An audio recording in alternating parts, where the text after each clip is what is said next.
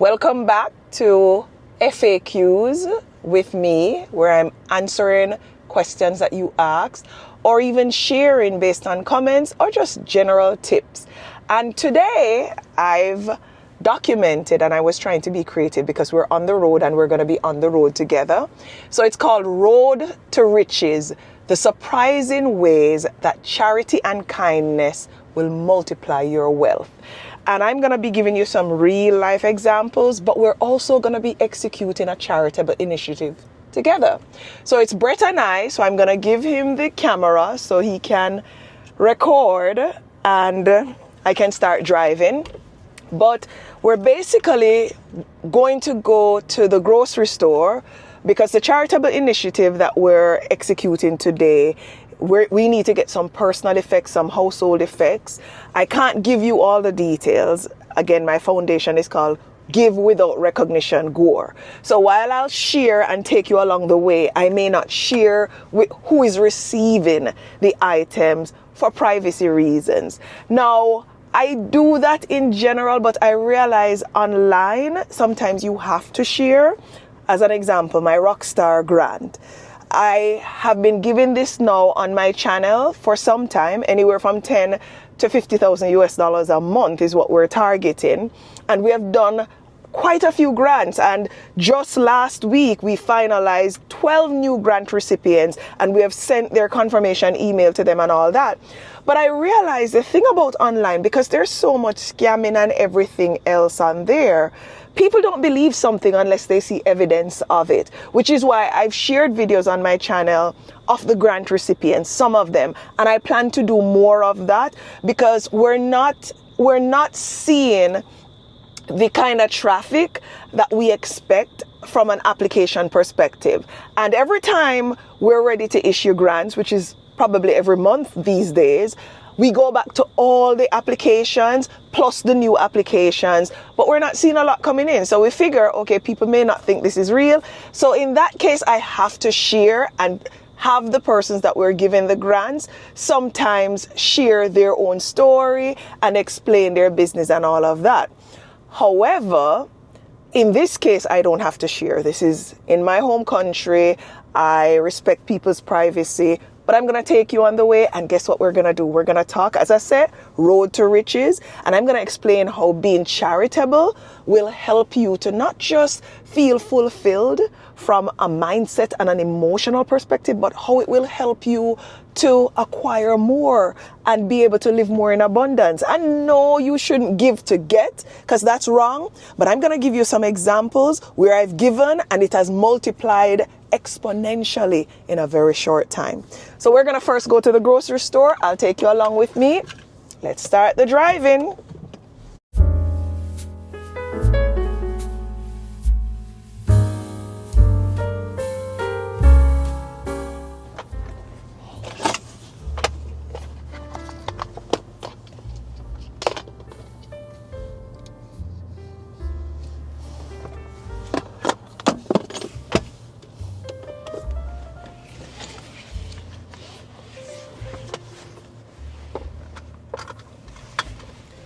Time to go.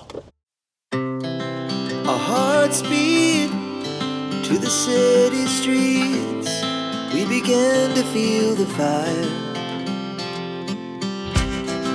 We rise like tall buildings as the chemicals they take us higher. The night's young and it's just begun. She puts her hand in mine. We wanna chase the night, wanna dance to the light, pull the stars from the sky, just two hearts running wild. Never sleep, never stop, as we shout from the top. We're gonna be two hearts running wild.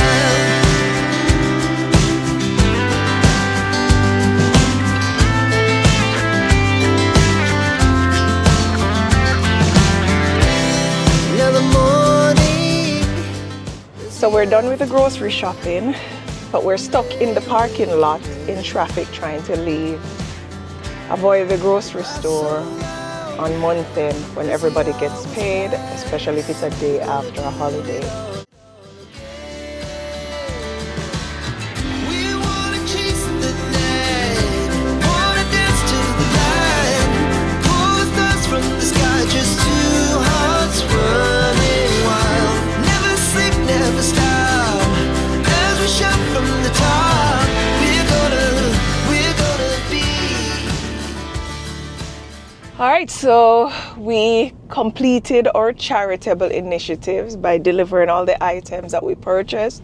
We spent some time with the persons that we're helping who have a genuine need, and we're now driving at a snail's pace through really bad roads in rural Jamaica and heading back into the towns. But remember, we started a conversation about the importance of charity and being charitable as it pertains to living in abundance and achieving your goals. But here's what I have to say to you, that on your road to wealth, if you're not making frequent stops and exhibiting kindness, you're never gonna be able to get to where you need to go on that road. And I'm not talking about giving only when you can afford to. If you can't afford to, give time. Give from the little you have. I've grown up to see my grandmother. We were born into poverty, and I saw how kind she was and how giving she was with the little that she had. And I think a lot of that kindness and giving nature, I think we are receiving. Her grandchildren and children are now receiving the results of her kindness. But that's figurative, right? Let's talk about the reality now. If you're on a path to achieving any goal in life, it doesn't matter who you are, where you're from, how much you have to give.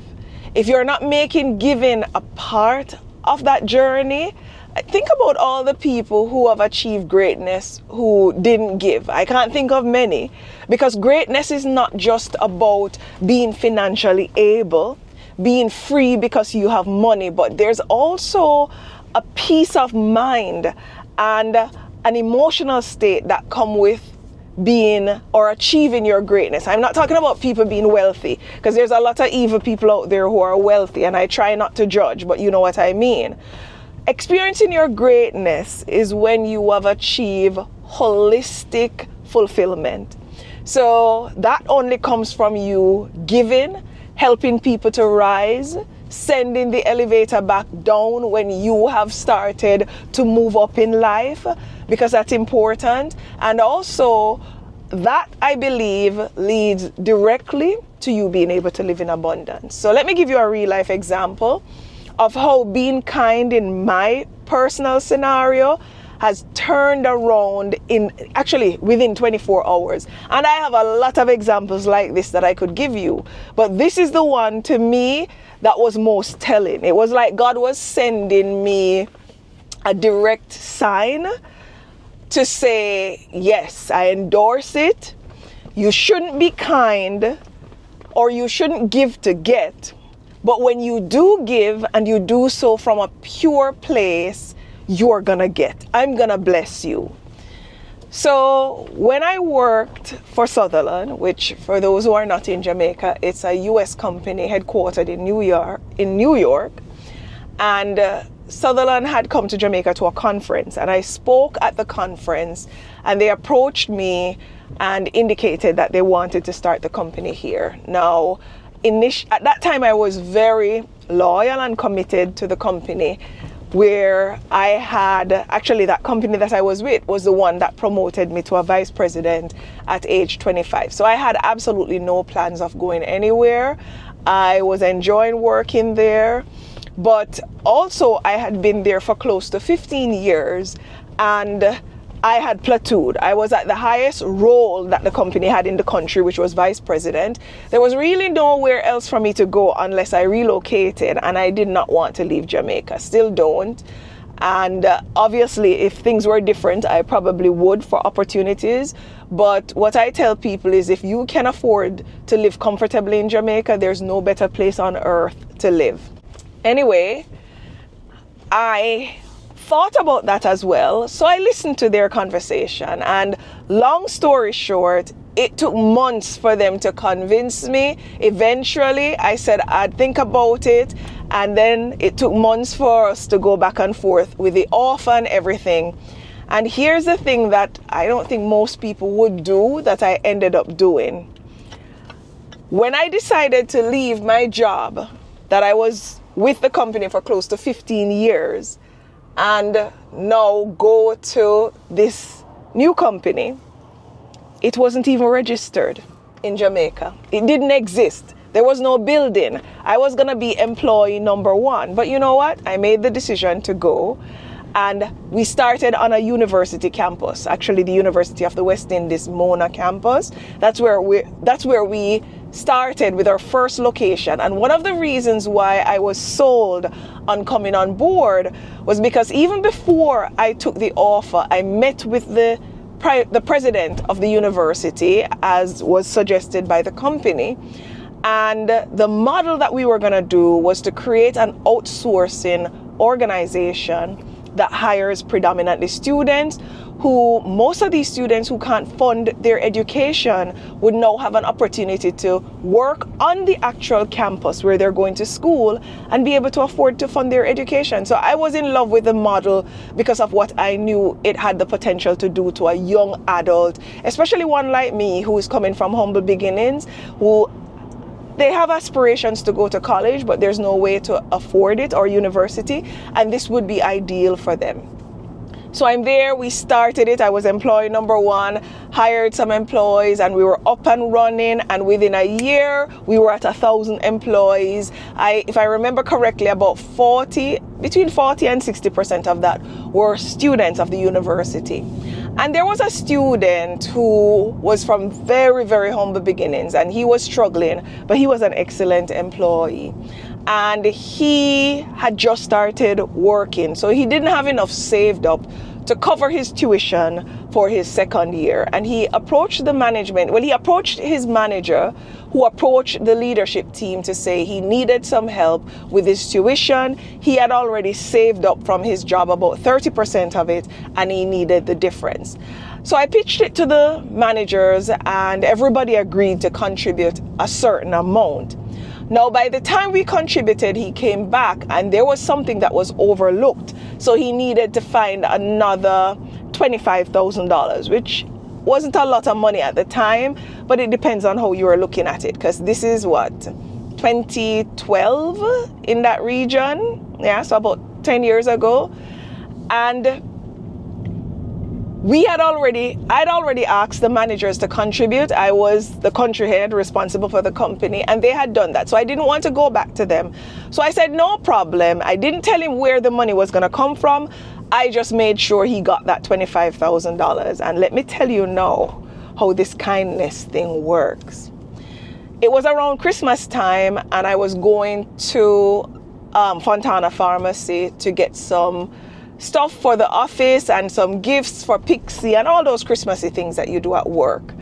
And when I was driving into the parking lot, I got a call on my mobile phone from our CEO's office. So I registered immediately the area code. So I thought it was my boss, because my boss lived overseas and worked in New York.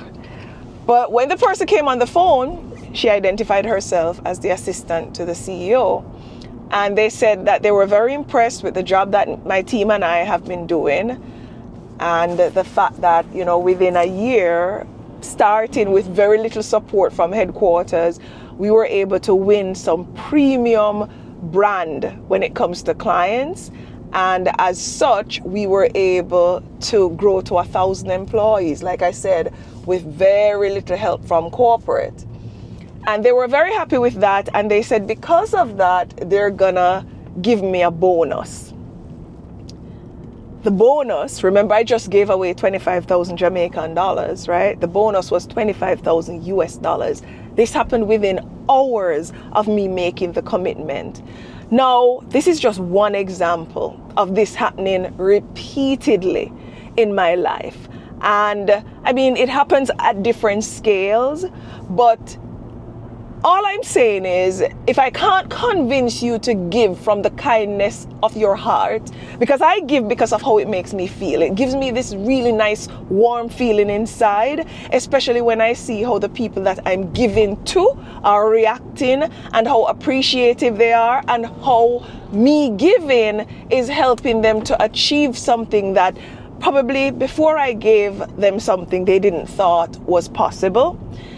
That is actually addictive for me. I love the feeling so much that I put myself in positions to experience it by giving. So if I can't convince you to give out of the kindness of your heart, then give because you can receive. Because let me tell you something, don't listen to those people who say, oh, she's giving to get attention. If you know somebody like that, giving is giving. People are just judgmental, and 90% of the people who say, oh, she's giving to get attention, they're not giving anything. So while the right thing to do is to give without expecting absolutely nothing in return and to just have a giving heart, if I can't convince you to give that way and you're going to just give because you know what you can get, giving is giving, go ahead and do it. Now, I believe that how I give, how I exhibit kindness, which I don't think is more than most people out there, but I think I do enough, or I do my part. I believe it has a direct correlation to my achievements. I'm not asking you. I believe the blessings the outpouring of blessings that have been outpoured on me, that don't make no sense, but you know what I mean. I believe that it is based on how I live my life. So that's it. I mean, we're getting onto the road, the main road now, so I actually think I'm lost because I don't remember seeing any of this. Oh, Brett, we made the wrong turn, so we're going into the town. So maybe we can get some food.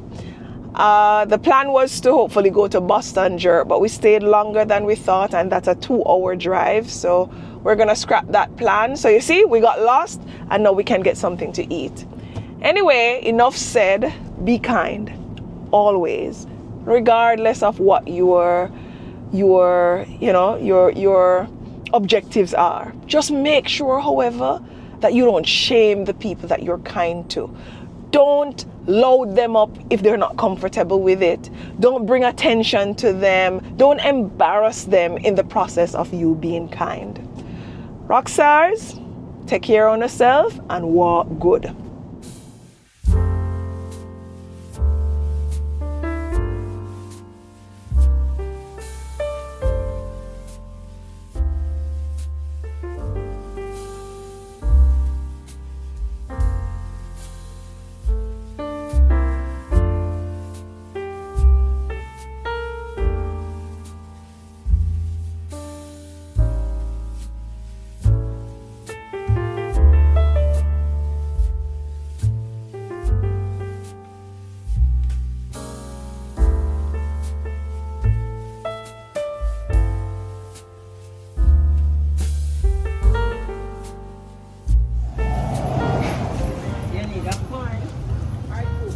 One corn.